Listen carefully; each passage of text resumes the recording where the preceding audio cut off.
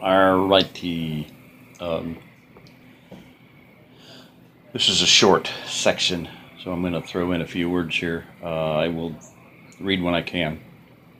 What I'm going to do is I am going to read if I can during the day, if I have time, and if I have, the ability to.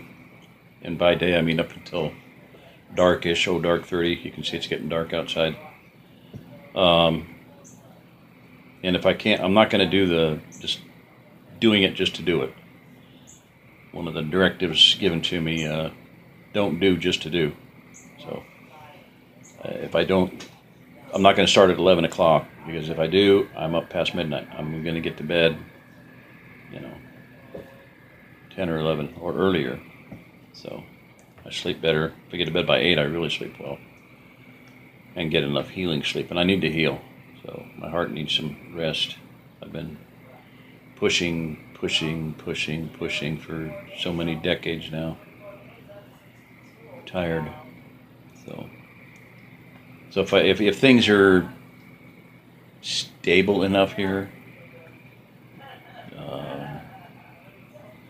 4-letter word, sane enough here, then I'll read during the day.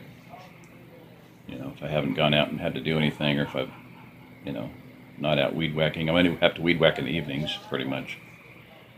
So, not going to do it in the heat. That'll kill me. So, I'm going to plug away at it, but I haven't done any since the other day, and I need to get out and do the south part of the road so it looks better. I'm going to start where it's most visible.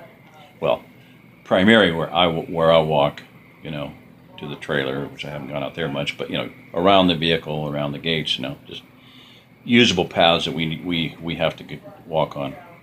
Knock down the tick population there at least. And then visibility for the public. So, all right.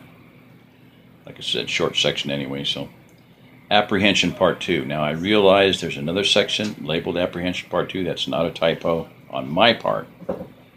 That's a typo on somebody else's part, because this is labeled August 29th, Apprehension Part 2.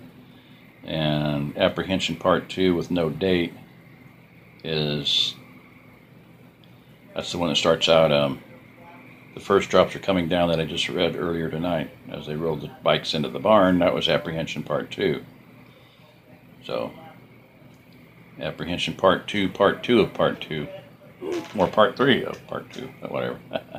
The two men, this is where the radio situation. The two men walked into the living room to look at the portable CB. Robert went back out to continue in the garden, and Ann cleaned up from lunch. When he was finished with the radio, John walked Ted out to his truck. "Maybe if you get back out this way sometimes, Ted, you can help me get my short wave set up. I've had it for some time but never got around to putting it up. A simple dipole I can do, but maybe you could do better." Ted got in the truck and shut the door. Leaning out the window, he replied, "Let me cast around and see what I can come up with. For just receiving, a dipole will work plenty well, but we might be able to get you some better cable, and then I'll tune the antenna for you." Ann stepped off the front porch and walked up to the truck.